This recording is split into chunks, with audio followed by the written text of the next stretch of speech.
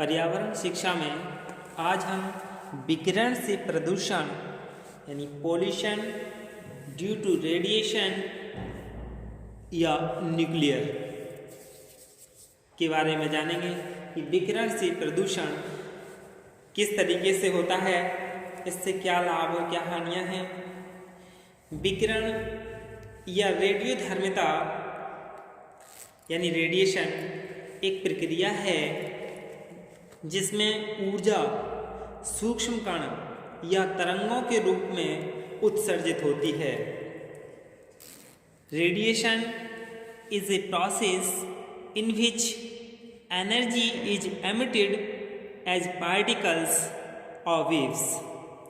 यह अदृश्य होती हैं, पर इसका प्रभाव सभी जैविक यानी बायोटिक तथा एबायोटिक यानी अजैविक पदार्थों पर होता है। यह हानिकारक तो है ही, पर बहुत शक्तिशाली भी है। किसी भी वस्तु का क्षय करके अंततः उसको समाप्त भी कर सकती है। मानव और पशु दोनों पर ही वार कर सकने वाली ये किरणें आकाश में छितराई रहती हैं।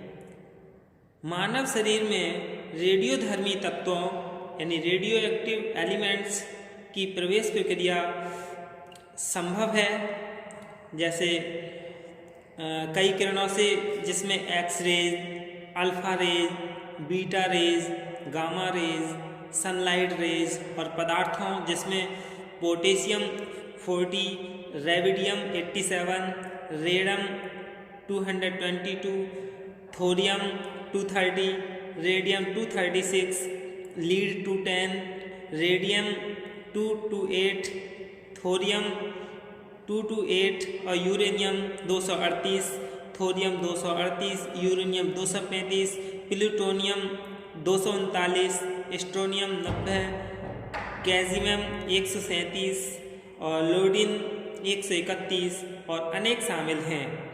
आणविक ऊर्जा में सम्मिलित किए जाते हैं। ये सभी विकिरण अथवा रेडियोधर्मिता फैलाते हैं। इनका मुख्य कार्य ऊर्जा का उत्पादन करना है। इसके बाद यानी आणविक ऊर्जा उत्पन्न करने वाले मुख्य स्रोत के बारे में जान लें, यानी main sources for producing nuclear energy.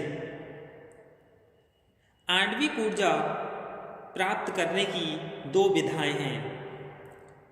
कौन कौन सी हैं? पहली है विलयीकरण यानी फ्यूजन, जिसमें अनेक अणुओं को परस्पर मिलने की क्रिया होती है। और दूसरा है विखंडन यानी फिजन, जिसमें किसी अणु को छोटे छोटे टुकड़ों में विभक्त कर दिया जाता है। दोनों प्रक्रियाओं में अथाह ऊर्जा का उत्पादन होता है। जैसे एक मैट्रिक अणु यूरेनियम से लगभग 3 मिलियन यानी 30 लाख मैट्रिक टन कोयले से उत्पन्न हो सकने वाली ऊर्जा प्राप्त हो सकती है। ऊर्जा के क्षेत्र में यह एक शक्तिशाली विप्लवशाही है। जितने भी वर्तमान में परंपरागत और गैर परंपरागत साधन जो आज उपयोग में आ रहे हैं, उनकी समाप्त होने की सीमा बहुत करीब है। अब इस आणविक ऊर्जा यानी न्यूक्लियर एनर्जी से ये भय सदैव के लिए समाप्त हो जाएगा। तो सबसे पहले हम विलयीकरण के बारे में जान लें, यानी फ्यूजन क्या है। इस विधि ये जो पृथ्वी के अस्तित्व को बनाए रखने के लिए केवल सूर्य ऊर्जा यानी सोलर एनर्जी का योगदान महत्वपूर्ण और यथेष्ट यानी जरूरी है। सूर्य में विलयीकरण प्रक्रिया यानी फ्यूजन एक्टिविटी से जब हाइड्रोजन यानी H2 और हीलियम यानी He अणु मिलकर अपनी किरणें पृथ्वी पर भेजते हैं, तो यह अथाह ऊर्जा वहाँ के यथासंभव सभी कार्य संपादित कर देती हैं। बिजली उत्पादन, ताप का प्रेषण, हवाओं को गति देना, फसलों का उत्पादन, प्राणी मात्र यानी जैसे मनुष्य, पशु, पौधे और वनस्पति का जनजीवन सभी सुचारू और नियमित रूप से चलता है, वर्षा चक्र बना रहता है, मौसम बनते और बिगड़ते हैं तथा समुद्री जीवों का जीवन सुखमय रहता है। दूसरा है विखंडन यानी फिजन। विश्व में अनेक आणविक ऊर्जा केंद्र यानी न्यूक्लियर पावर स्टेशन हैं। वहाँ अधिकतम यूरेनियम 235 का उपयोग होता है। जब यूरेनियम 234 का कोई एक भाग कुछ अंश एक न्यूट्रॉन के साथ क्रिया करता है तो ऊर्जा का उत्पादन होने लगता है। यह ऊर्जा बहुत छोटे कणों अथवा तरंगों के प्रकार से उन सभी कार्यों में काम आने लगती है जिसके लिए बड़े बड़े ऊर्जा संयंत्र बनाए जाते हैं। औद्योगिक क्षेत्र के लिए तो यह क्रांति है। धनराशि की बचत होती है, समय कम लगता है और कोयला, पेट्रोल, डीजल तथा वन क्षेत्र महफूज और सुरक्षित रहते हैं। परिवहन व्यवस्था, कृषि क्षेत्र, मछली उत्पादन आदि अनेक क्षेत्रों में इस आणविक ऊर्जा का भरपूर उपयोग हो सकता है। एक सबसे बड़ी समस्या यह है कि रेडियोधर्मी अपशिष्ट यानी न्यूक्लियर वेस्ट का निस्तारण कैसे करें और यदि संभव न हो तो इसे कहाँ और कैसे सुरक्षित रखें। अब हम रेडियोधर्मी अपशिष्ट यानी रेडियो एक्टिव वेस्ट्स के बारे में जान लें कि क्या है।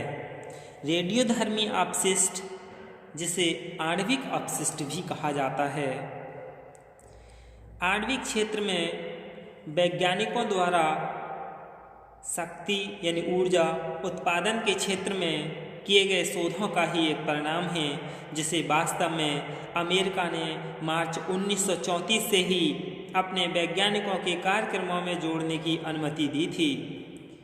शोध कार्य में सफलता मिलने पर तत्कालीन वैज्ञानिक आइंस्टाइन ने प्रेसिडेंट रूजवेल्ट से अगस्त 1939 में इसे मूर्त रूप देने की अनुमति चाही। 2 दिसंबर 1942 को एक छोटे आकार के बम के रूप में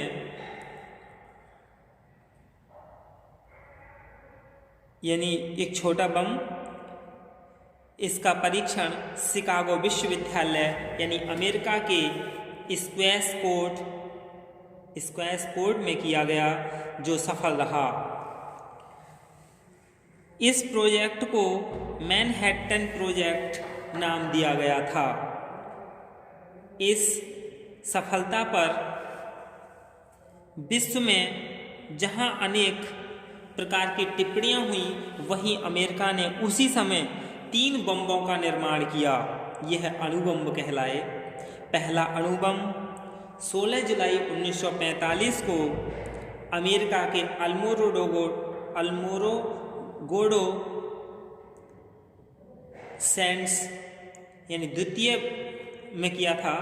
द्वितीय बम यानी दूसरा बम जो था जापान के हिरोशिमा पर 6 अगस्त 1945 को तथा तृतीय बम जापान के नागासाकी पर 9 अगस्त 1945 को डालकर अमेरिका ने आणविक क्षेत्र में अपनी पैठ बना ली।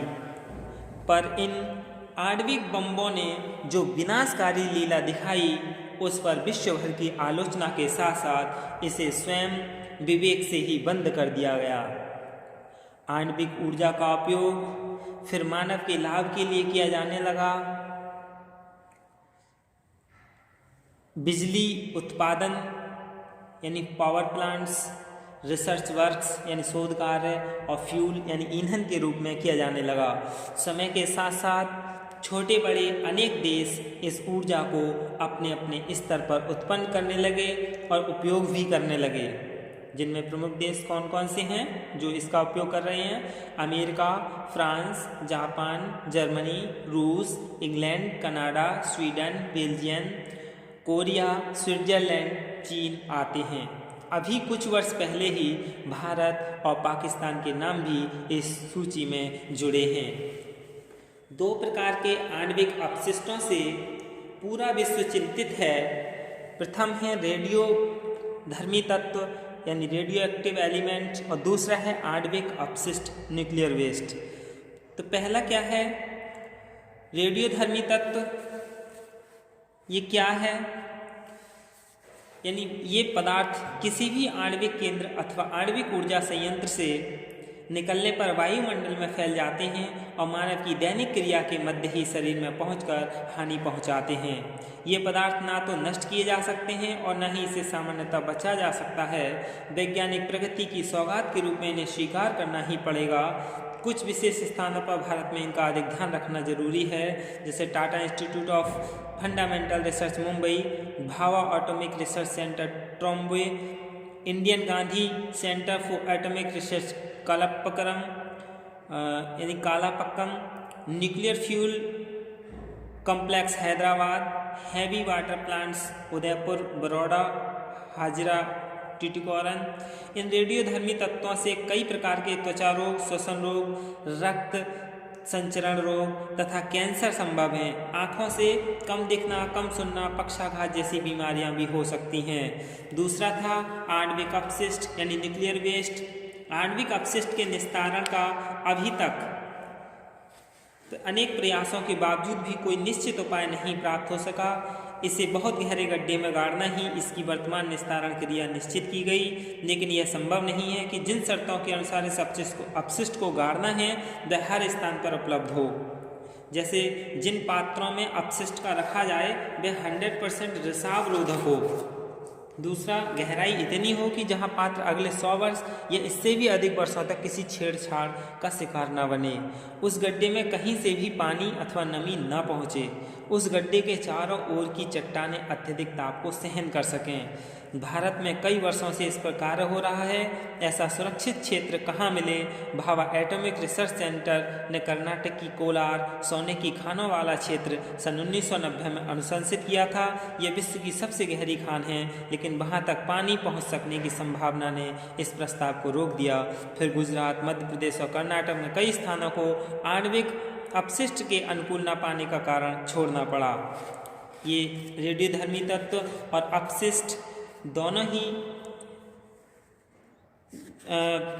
रेडियोधर्मी अपशिष्ट हैं, जिनका सही उपयोग भी किया जाने लगा है और ये सभी खतरनाक भी हैं। अब हम रेडियोधर्मिता के मुख्य स्रोत और अणु ऊर्जा विकिरण के विकिरण और आणविक ऊर्जा से लाभ और हानि के बारे में जानेंगे। धन्यवाद।